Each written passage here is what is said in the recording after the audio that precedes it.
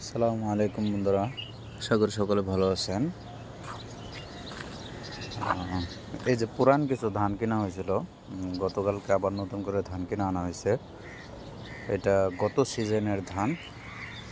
তো আনার পরে যে হালকা রোদ্রে দেওয়া হয়েছিল।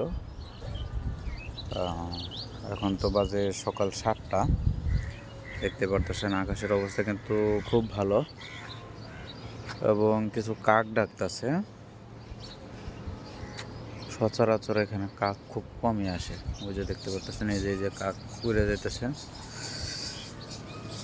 আমার কমলা গাছে ভালোই কমলা আসে। তো এইবার যে কমলাগুলো আসছে, এই যে দেখতে পাচ্ছেন, একদিকে বড় হয়ে গেছে আর একদিকে যে ছোটো ছোটোই হয়েছে।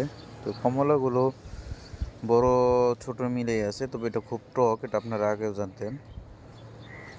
তো এই যে ধান কেনার ক্ষেত্রে একটা পরামর্শ দিই, কেউ যদি আগের কোনো ধান কিনতে পারেন তাহলে এটা সব থেকে ভালো, কেননা ওই ধানটা তো শুকিয়ে রাখা হয়। তো শুকাইলে কোনো কমের বা বেশি মানে কমার কোনো সম্ভাবনা থাকে না। আর নতুন ধান কিনলে সেটা ক্ষেত থেকে কিনলে মানে ভিজা থাকে, শুকাইলে মন প্রতি ভালোই কমে। যেমন আমি এর আগে যে ধানটা দেখালাম আপনাকে 3-4 দিন আগে, তো ওই ধানটার ক্ষেত্রে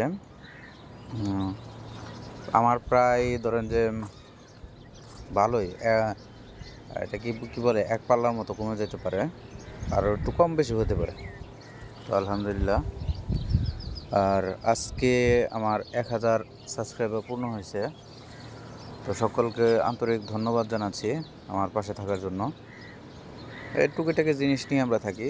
তো ইনশাল্লাহ এখন থেকে ভালো কোয়ালিটির কোনো কিছু দেওয়ার চেষ্টা করব। ডেইলি ব্লগ যখন শুরু হয়ে গেছে, তবে আমার জন্য দোয়া করবেন। আর আপনারা পাশে ছিলেন, এর জন্য আবারও শুকরিয়া আদায় করছি। সবাই ভালো থাকবেন, বিদায় নিচ্ছি। আসসালামু আলাইকুম রহমতুল্লাহ।